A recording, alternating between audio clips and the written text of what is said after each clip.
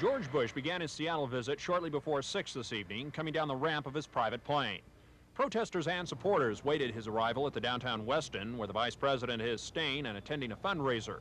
I knew also there would be a little bit of anti-support out here and really wanted to welcome him to Seattle. The protesters had a different message. I feel the administration is sleaze. Bush missed both groups by going in a side entrance. He also missed this fight during an earlier live broadcast, which broke out between some senior citizen supporters of Michael Dukakis and an unidentified man. No one was seriously hurt as the seniors turned their fire toward Bush. As a vice president, he has not been a good friend to seniors. Inside, 40 couples plunked down $5,000 each to attend a reception with the vice president. The press was not invited. Afterward, I was able to catch the vice president on the run, and he talked about Senator Quayle and his chances in November. Listen, stay tuned to CBS tonight. I never recommend that to anybody, but listen to the numbers tonight. Very interesting. What were you telling? That in reference to a CBS News poll showing him ahead of Michael Dukakis. I think Dan Quayle did an honorable thing.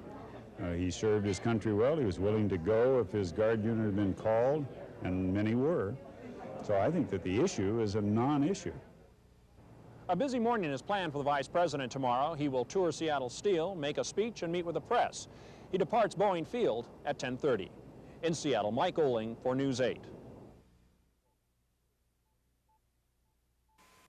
George Bush, George Bush, George. Before Bush arrived at the square, a cheerleader began to teach the crowd chants. Bush supporters got to be in front of the stage ready for their candidates. Local and state Republican officials made their presence known, and then Bush and his wife arrived to cheers.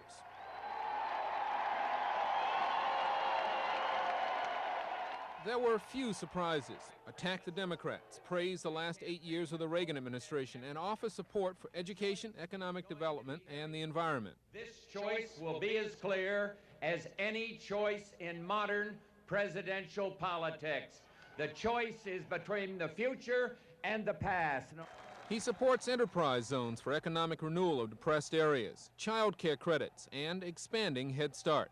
Here in the Northwest, you have this special appreciation for the purity of this planet. It's an appreciation I share. We owe it to the future generations to protect our air, our water, and our soil for them. Bush says he will not raise taxes, but cut government spending to take care of the deficit.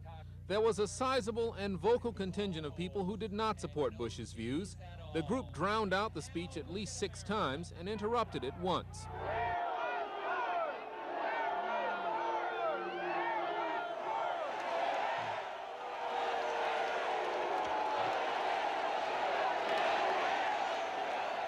Let me just, don't worry about these guys. Hey, listen. Thank you.